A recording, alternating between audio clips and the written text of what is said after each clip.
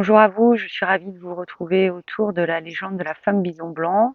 Nous nous sommes quittés la dernière fois sur la notion du consentement et aujourd'hui nous passons à la notion de purification et d'espace sacré. Alors dans l'histoire de la légende de la femme bison blanc, lorsqu'elle arrive et qu'elle rencontre ces deux guerriers et que l'un essaye malheureusement de la toucher sans son consentement, suite à cela, elle va annoncer à l'autre guerrier qu'elle va venir rendre visite donc aux différents membres de la tribu parce qu'elle a des choses à transmettre, elle a des choses à dire. Et elle lui demande de préparer une hutte qui sera donc un espace sacré pour accueillir la parole sacrée. Et dans l'agencement de cette hutte, elle demande à ce que l'entrée soit tapie de sauge et d'ajouter également une tête de bison. Alors pourquoi tapis de sauge? Eh bien, parce que la sauge, c'est une plante qui est utilisée de manière rituelle depuis des lustres, que ce soit chez les Amérindiens, mais chez nous également. C'est une plante qui permet la purification quand elle est utilisée en fumigation. Et elle est également elle était utilisée chez nous hein, quand il y avait des grandes épidémies ou pendant la guerre. On smudgeait en fait les hôpitaux pour nettoyer.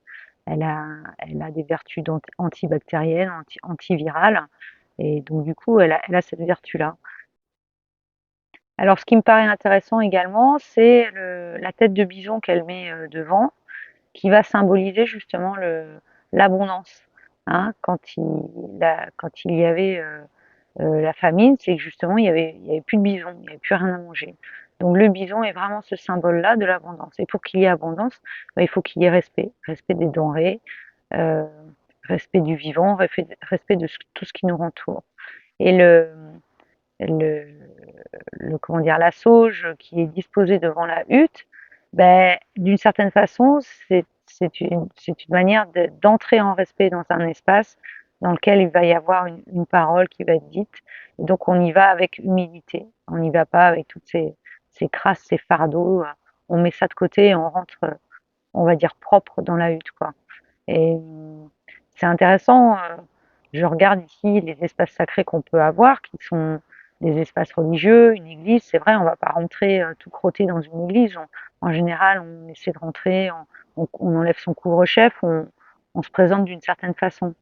Et ça m'amène à penser, mais pourquoi finalement on ne se présente pas comme ça devant tout le monde quand on arrive dans une maison? Est-ce qu'on a la décence, est-ce qu'on a l'intelligence de se présenter avec respect, avec propreté?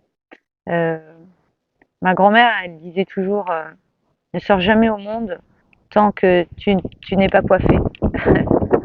Bon, je suis un peu décoiffée là. Mais pour moi, euh, alors évidemment, si je le remets dans le contexte, euh, il y avait quand même un petit côté qui était faudrait pas qu'on dise de toi que tu sois pas bien coiffé, nanana. Mais je crois aussi qu'il y avait une notion de se présenter au monde, quoi. D'abord, tu t'alignes avec toi-même, tu te mets correct avec toi-même et après tu vas au monde. Sinon, bah, tu sais quoi, tu restes chez toi. Voilà. En tout cas,